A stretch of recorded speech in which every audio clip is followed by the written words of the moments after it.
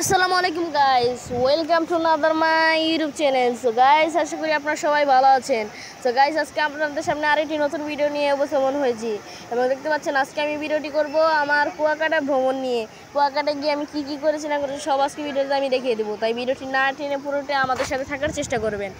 So guys, এই যে দেখতে পাচ্ছেন আমি এখানে বিভিন্ন ধরনের এখানে অনেক ধরনের মানুষ এসেছে বিভিন্ন জেলা থেকে, 64 জেলা থেকে। আমার মনে হয় 64 জেলার মানুষ এখানে উপস্থিত আছে।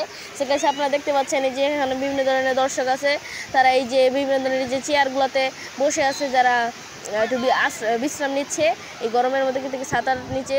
তো আমিও আপনাদের দেখানোর জন্য এখানে শুয়ে আপনাদের জন্য ভিডিও করছিলাম।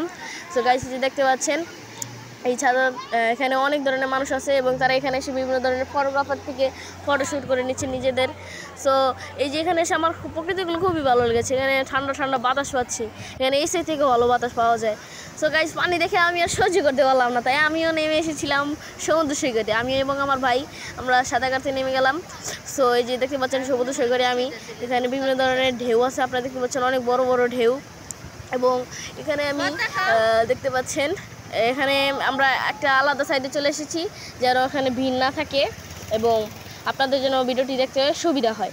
এই যে দেখতে পাচ্ছেন এখানে কত ধরনের ঢেউ। তো আমার ভাইও সে সাঁতার কাটা শেষ করে এখানে এসে বালু দিয়ে খেলছিল। তো এখানে দেখতে পাচ্ছেন সে কী করছে। তো গাইস, এখানে বিভিন্ন ধরনের মানুষ এসেছে, বিভিন্ন ধরনের থাকে, আবার কেউ কেউ তাদের বন্ধু বান্ধব বা বিভিন্ন ধরনের দল থেকে বা গার্মেন্টস থেকে তারা এসেছে। যেমন আমাদের নারায়ণগঞ্জ থেকে অনেকজন এসেছিলো, তাদের সাথে আমরা দেখা করেছি। সো গাইস, যে এখানে আপনারা দেখতে পাচ্ছেন আমি এখন সাঁতার কাটছিলাম আর এই ভিডিওটা আমার আম্মু আমার জন্য করে দিচ্ছিল। সো এই যে দেখতে পাচ্ছেন, আপনারা জানেন না আমাদের ভিডিওটি করতে অনেক কষ্ট হয়। তো আপনারা আমাদের এই কষ্টের জন্য একটু চাইলে আমাদের আইডিটাকে একটু সাবস্ক্রাইব করে দিবেন। সো গাইস, এই যে দেখতে পাচ্ছেন সামনে আমি সাঁতার কাটছিলাম আমার আব্বুর সাথে, ওই যে আপনারা দেখতে পাচ্ছেন গাইস ওই যে ঢেউর সাথে।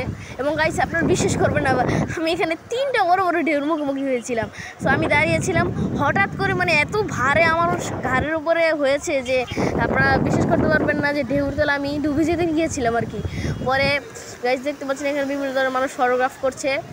তো এই যে আমি ওখানে একটু সাঁতার কাটছিলাম এবং এখানে দেখতে এবং আজকে ভিডিওটি এই পর্যন্তই। সবাই ভালো থাকবেন, সুস্থ থাকবেন, আল্লাহ হাফিজ।